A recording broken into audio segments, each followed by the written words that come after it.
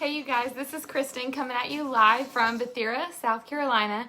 And tonight I want to talk to you guys about the keto flu, what the symptoms are, and then how you can avoid them. So if you are joining me live, if you will drop a 1 in the comments to let me know that you're here, and let me know where you're coming from down below.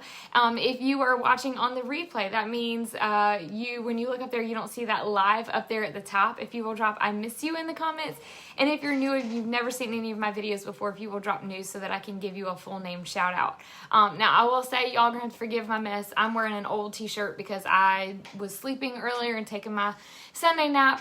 It's been a very, very crazy day. We had homecoming at our church this morning, and super busy this morning preparing for our meal after church, and then the emotional roller coaster of going down memory lane. And so anyway, I was like, you know what, we're just gonna go with it. So anyway, we're gonna get started in just a second. Let me just go ahead and say hi to some people. Hey Elizabeth, hey Rose, hey Lori, hey Shamika, hey Lacey, hey Jennifer from Pennsylvania, hey Mom, hey Jessica, hey Shamika again, thank you for sharing. Hey Terry, hey Debbie, hey Ella, hey Stacy Lynn. Hi, Wendy. Thank you for joining me. So like I said, we're going to talk, and I don't want to take a lot of your time tonight. Hey, Lori, thank you for joining me. I do want to share with you some information about the keto flu. I have shared some of this information before, but I know a lot of you are either new to my page or you can be reminded of this information because as people are starting their journey, yes, Stacy, Sunday naps are like where it's at, I'm telling you. People, when they start their journey of keto, and sometimes even when they're in the midst of it, you have some regression and things like that happen, people will decide that, you know what, keto may not be for me. And most of the time, they might get stalled in their weight loss, or they feel just ill, and so they'll just quit. And I'm going to tell you, most of the time that is due to the keto flu. And so I want to tell you about some of the symptoms that you can experience if you, yes, Lori, I made the ribs one day last week. I don't remember what day it was. I don't remember. Anyway, we had them, yes. So whenever you have these symptoms, it's super simple. There are things that you can do basically to avoid them, or if you do have them, for you to fix the problem so that you don't give up on your keto journey. Hey Susan, hey Wilhelmina, sorry. Hey Lee, hey Paula, thank y'all for joining me. Hey Jean. So first thing I want to tell you about keto flu is the fact that, and you guys, I do have a notebook here with my notes because I roll like that. Keto flu is basically the symptoms that you feel most of the time when you start burning your fat for fuel. So what happens is our bodies, thank you for sharing, Mary. What happens is your body, often before you start your keto journey, you're living basically off of carbs, aka glucose, okay? And if you are a type 2 diabetic, you probably know a little bit about this. When your body is living off of glucose, it is not a sustainable energy. It is one of those energy sources that you will feel the energy right away, and then all of a sudden it goes away and you feel like junk afterwards. When you are switching over to a keto diet, you are taking away all of those carbs and you are moving over to shifting your body to burn fat for fuel instead of those carbs, which kicks your body into what we call ketosis, which is where the optimal fat or the fuel source that your body will run on. This means that you're going to have better energy, better mood, better focus. You'll have mental clarity and all of that. Ketosis is ultimately where it's at. Paula, you said you're type 2, so you probably fully understand this. Well, the problem that happens when people make that shift from carbs over to a high-fat diet like you do with keto is that your body kind of goes through these sugar withdrawals, and then your body has to shift and adapt to burning fat instead of burning the glucose that it's typically used to. You also could have some other deficiencies, and 9 times out of 10, honestly, it's because your body becomes dehydrated and then you have some sort of electrolyte imbalance. Now, I tell you this because whenever you're in ketosis, it serves as a natural diuretic. meaning your body is just completely stripped. Your kidneys are working in overdrive, and that's a huge misconception. People will think that ketosis or following a keto diet is really, really hard on your kidneys, and it's not if you are replenishing your electrolytes and you're drinking lots and lots of water.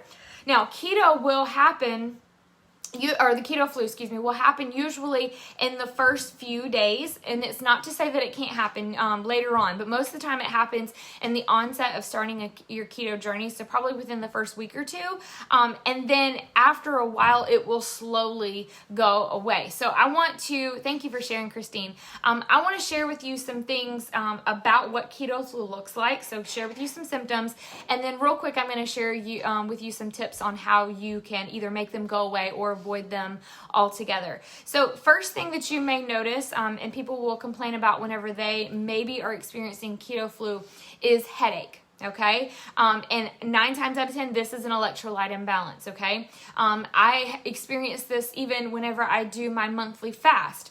Edith, I do not use ketone strips. I can tell when my body's in ketosis. I can just feel it. If you are, so whenever I'm doing my monthly fast, hold on y'all, my throat is super dry. When I'm doing my monthly fast, my body is switching into overdrive and I'm going to a deep state of ketosis. And because I am low in electrolytes and my body's being, I'm flushing my body of some of the toxins and things like that that are in my system, I'll get a headache. And so one of the quick ways that I can fix that is by either taking more electrolytes. You can drink water that's infused. Now, this is not, well, I don't know. Maybe this is. It says flavor enhancing minerals. This is probably not the best one, but Smart Water has electrolytes in it. I think Voss is another one. Life, there's lots of other waters that you can buy that has electrolytes added to it that would help. But another quick tip is you can use the pink Himalayan salt that you guys see me use a lot. That helps. It sounds crazy, but I promise it works. Pink salt and even pickle juice. If you have pickle juice at home, that is often something that you can just most people have pickles in the refrigerator, so you can just go over there and grab it, take a swig of it, and you'll notice that Propel. It will help your headaches to go away. Another symptom of the keto flu is dizziness, and that is your body shifting over from moving from that glucose or the carbs over to burning your fat for fuel.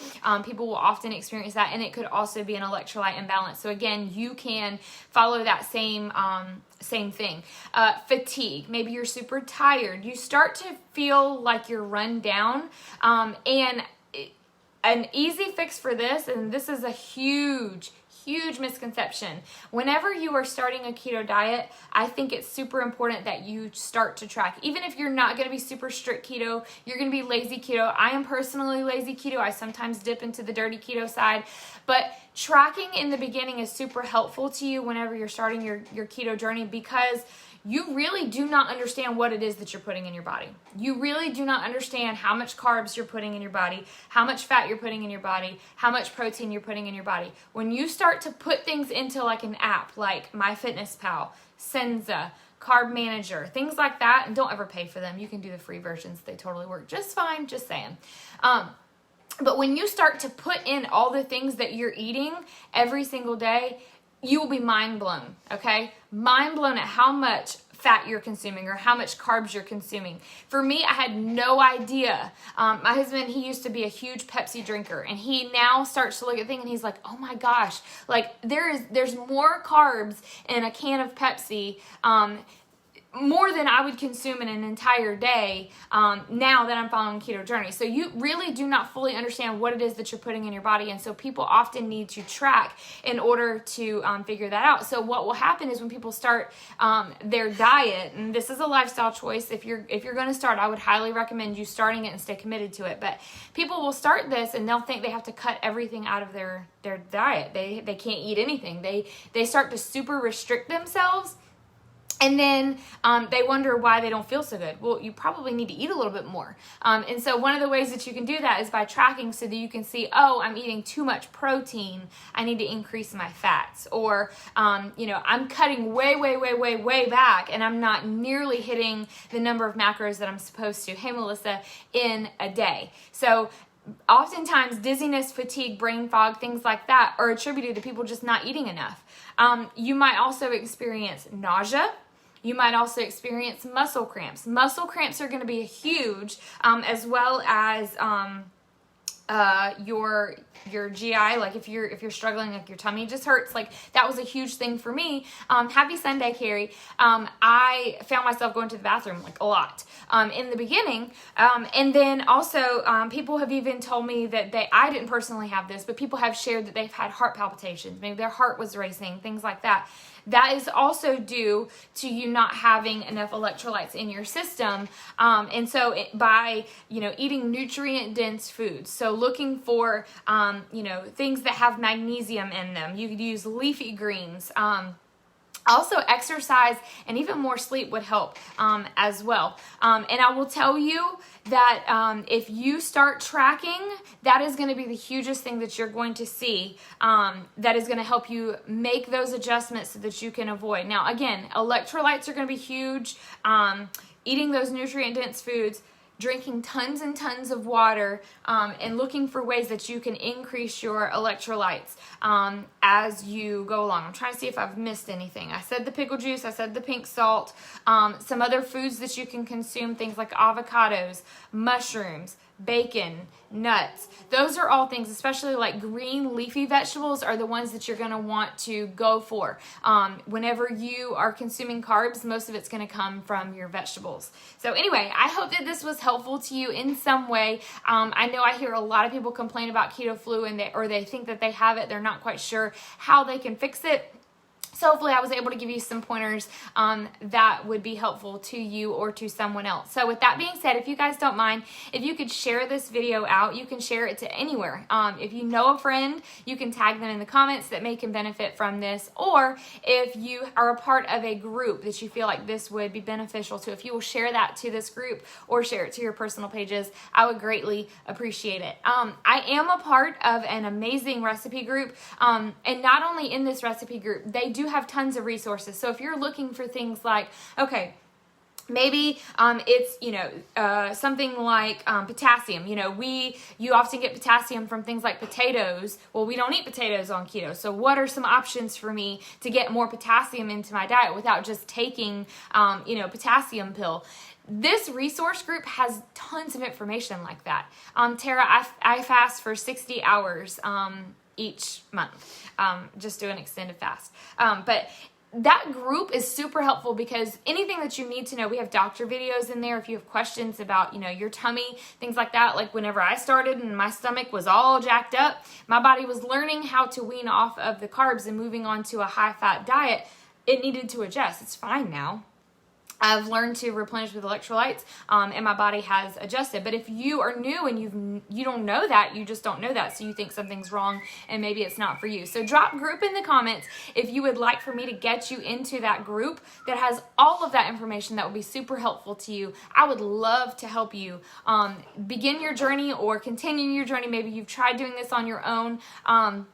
And you need just some support. I totally can help you out with that. And the first thing that you can do is join my group so that you can get a part of some of that information. I appreciate you guys for listening. I hope you all have an amazing week. I'm looking forward to it. We're starting November, new month, new us, new everything. And so I'm just looking forward to all the great things that are going to be happening. And I appreciate you guys. I will see y'all tomorrow.